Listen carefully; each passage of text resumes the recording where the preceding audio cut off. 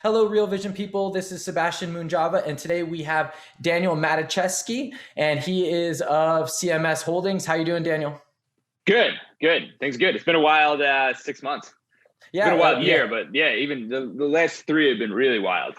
And like I said earlier before we jumped on screen, I'm a fan of your Twitter account. I think it's fun. It's a fun follow. So I'm interested to hear some of your insights. Let's first start off a little bit just for our audience, a little bit of your background, how you got into the crypto space. Yeah.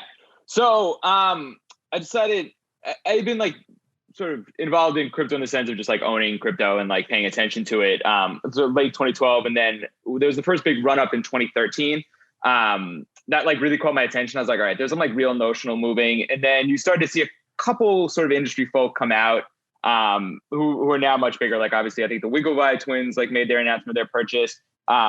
Andreessen Horowitz put that letter out talking about it. I think there's one Chamath sort of came out. So there started to be some real traction on it that I decided to make a career move to it. So I was trading equity derivatives at a hedge fund, a very, very small hedge fund at the time. That was it was going well, but it was I was young. It was my only real job out of school, and just was all right, I'm going to take a flyer on this. I went to work at Kraken first. So I worked there for a little bit. That was a great experience, like Jesse and all that. But I was living in Boston still at the time. And Jeremy and Sean raised their Series A for Circle at the time, reached out to them and was like, hey, I'm in Boston. I'm doing crypto. There could be 5 people max in this town that are doing this. Let me know what's going on. And then eventually went to work there, started their sort of liquidity provisioning for their retail app. And then that larger became Circle Trade. We were one of the larger OTC trading desks in 2017. And then built out that business and then switched over to CMS Holdings post sort of my Circle career. So teamed up with a guy named Bobby Cho from DRW, Cumberland. And who actually, Bobby had worked in Second Market way back in the day. So he's sort of been doing this out of the gate, known him forever. And then a third guy named Julian, who built all the infrastructure for us at Circle. And I worked with him even at Bay Hill, the hedge fund, years ago too. So sort of known him forever. And then we trade partner capital. We're pretty much anywhere and everywhere we think that there's edge in the market. That's changed a lot in the last 8-9 months. And I'm sure it'll change in the next forward 8 or 9 months. But yeah, that's a general overview of sort of my career trajectory. How long specifically have you been doing crypto full time? Your fund is fully crypto, right? That you guys are. That's all we do. We do equity investing related stuff, but it's always with some angle to crypto. That's just sort of where I think this is all we've really ever done in a professional capacity. So we're sticking to what we know. So I've been doing this 8 years now, probably full time. Yeah, wow. This is a long time. Yeah. I've seen some cycles, both good and bad.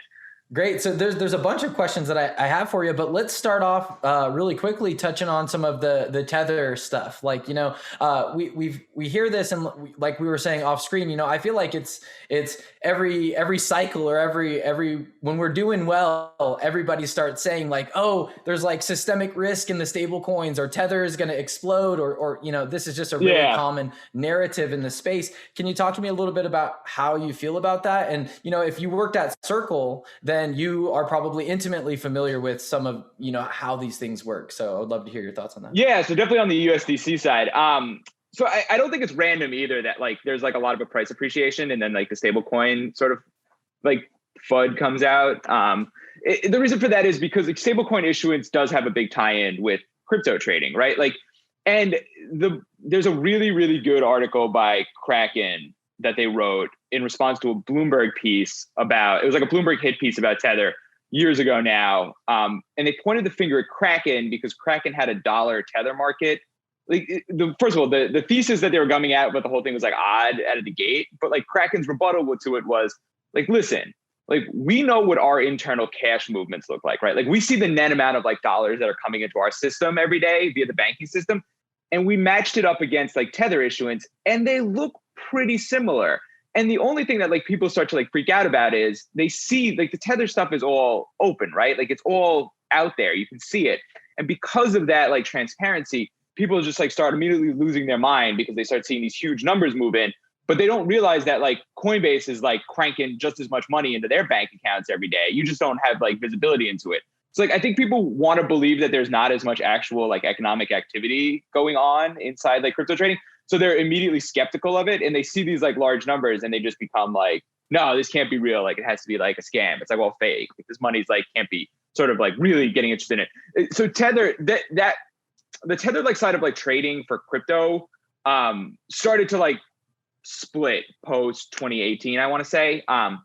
There's a lot more Tether related activity now that is just dollar related activity, right? Like it's crypto in the sense that like Tether still sits on like crypto rails, but there's people that like aren't like, well, I need to get some Tether so I can go trade like these cryptos on like OKX or Huobi or Binance. It's more like I want dollars that I can hold natively for the sake of having dollars. And that's like why I think like issuance has been like just through the roof. And like we specifically would see this at my time at Circle, where we were doing the OTC business, where the structure sort of works like there's resellers of Tether in Asia, and they come and like buy it wholesale from like desks in like the States, or like people that are like able to like mint and redeem Tether. I mean, it's mostly minting. Like this is like the other thing that I think people get really angry about is like, they're like, well, how come there's like no Tether destruction? Well, there's no Tether destruction because there's net demand in the system still like positive. Like there have been periods. Q1 2018 was like a really good period where there was a lot of destruction. And that was like a bad time of crypto too, right? Like people were trying to suck money out of the system. Like there was net outflows, but in general, there's been net inflows to the asset class. Like obviously that's price appreciation, but that's also like dollar stablecoin activity has just been going up. I mean, USDC's charts look the same way.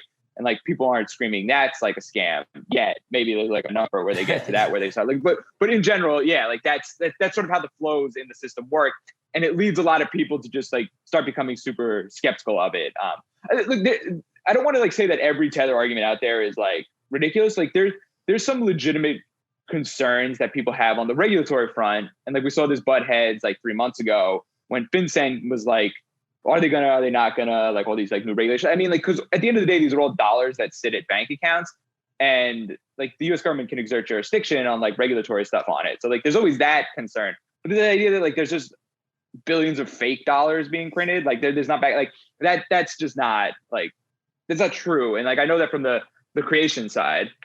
And so like, again, like you were saying, it's like climbing the wall of fear as the price is going way up. Everybody is trying to, like, I'm sure myself included, right? Like if you're a heavy investor in the space and you're heavily invested here and you're just trying to look and see all of the potential problems that might pop up if you're heavily invested, especially as the prices are going so high, everybody's trying to identify like, oh, look, that thing's going to trigger it to fall. That thing's going to trigger it to fall. Yeah.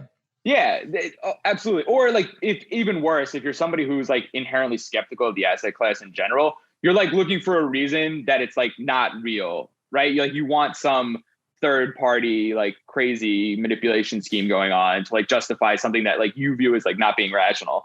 And then another thing, like when I have this, because I mean, this is pretty common. I get this sort of question about Tether quite a bit. Like another thing that I like to point out, and I would love to hear if you agree or disagree with this, but like as the stable coin market has become like diversified, meaning that there's like many alternatives, and like USDC being an example, or DAI, or like all these other things, that like the dependency on Tether is like reducing all the time. Like that there are.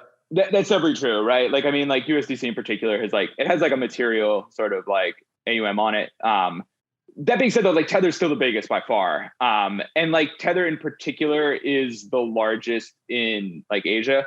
Like it's not even close, like in that geo. So we're not at a point where I think we could just like lose one of them and like we'd be fine and just like chug along. Like Tether is still by far, like it has so much inertia and mass to it, like inside the system, that I think it very much like matters that it'd be bad if like the thing were shut down for some reason. Like that would be like a net negative to like the system. Like everything would survive. It would just like still like be not something I would like sort of have to deal with. But it doesn't seem that that's the trend, right? Like if anything, we're seeing that like there's acceptance of this like going forward post like the New York AG stuff. Yeah. And so how do you feel, do you feel that the recent like court rulings or whatever with Tether, do you think that should help like pacify some people to say, hey, they've been through this procedure? Yeah, it should. I mean, like what else do you like? All right, like I get like they're going towards an audit system, right? Like that was like part of the New York AG settlement thing, was that they're going to like have some like oversight on the auditing of it. So like that is a big, like transparency has like been an issue with Tether for a while, right? Like the audit thing has like always been the big like sort of like, well, why don't they just do this? And like, well, the argument is like nobody wants to associate it with it now because there's so many people coming at it that like if you're the auditor for that thing, like you just have downside. Like it's really hard to like pitch that. And this was like a lot of like I got a lot of flack internally at Circle at the time because we uniquely were creating a ton of Tether and destroying, but like mostly creating. And when there was a lot of people going around talking like, "Oh, this money's fake," like this isn't me, I was like, "We are doing this. Like, we should publicly be like backing them." And the internal voice was always like, "Why in God's name would you wrap yourself in this? Like, you're just going to get rolled up into some New York AG thing or like some like so everybody's incentivized to like not say anything, and it's like a terrible sort of cycle that persists on it." I think this is like, which is very strange because I don't think a lot of people ever think about, or at least I don't really think about this angle, but you know, narrative is so important in the space. And this is like the opposite end of narrative. You know, normally when I think of narrative, I'm like, oh, you know, this has got a good story. This is going to push the market this way because when people hear the story, it's going to go up. This is like the negative narrative where they're like, oh, once the story catches it, that snowball just gets so big that it's like, you can't really stop it from going. Right. And then like, it just becomes like reactionary where like immediately people are like, why? No, like we can't do this. Like, this is like bad stuff. Like we should not be involved in it. It's like, it's tough. It's a tough cycle to break. But what this New York AG sort of ruling and like, look, if Tether was some massive like fraud that was like occurring, like in no world was like the New York AG is going to be like, all right, yeah, you can keep doing this. Like at minimum, you can like look at it from face value and be like, they're comfortable enough with this that they're going to let it like continue to operate. Not in New York. They weren't operating in New York anyway for like a long time. Like Bitfinex and Tether have tried to like de-risk out of that geo since the bit license, as far as I can remember. So like that'll be like a little like stronger enforced. Like maybe there was some like cracks in that, but as a whole, like they're definitely letting the system like operate. You know, like Tether is still printing. Like the system is still like operating today.